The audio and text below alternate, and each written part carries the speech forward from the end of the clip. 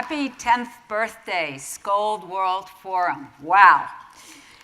Talk about accelerating the scale of transformational change. It's incredible to think that only 10 years ago, the movement that we've come to know as social entrepreneurship has captured the hearts and the minds of so many, and is best epitomized by the numbers of emails we get on a daily basis from around the world seeking an invitation to this forum. We are the most popular people from January to March. It seems as if we're all part of this great entrepreneuring movement, whether we've founded and grown our own social ventures or are working to change systems and practices from within government, business, nonprofits, and even an 800-year-old university, which shall remain nameless. And as we shall see in a few minutes, members of royalty as well can be highly entrepreneurial.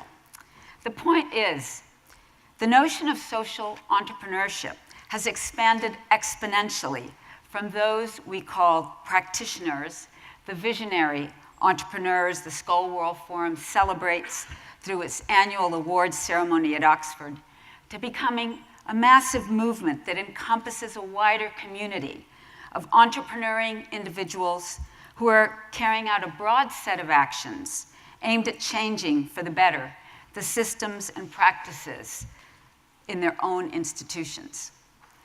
This is hugely welcome. In the year 2000, I was part of a new breed of organizations that identified and celebrated social entrepreneurs.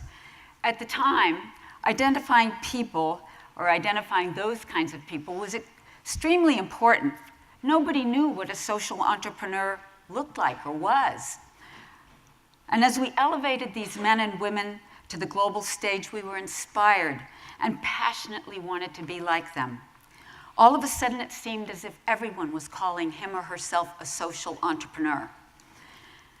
And it led me, rather unfairly perhaps, to always be a little bit suspect of people who introduce themselves as, I'm a social entrepreneur. I knew from working with them how wonderfully unreasonable they could actually be. And actually, I thanked my lucky stars that the good Lord had seen it in her wisdom not to put more of those kinds of people on the face of the earth.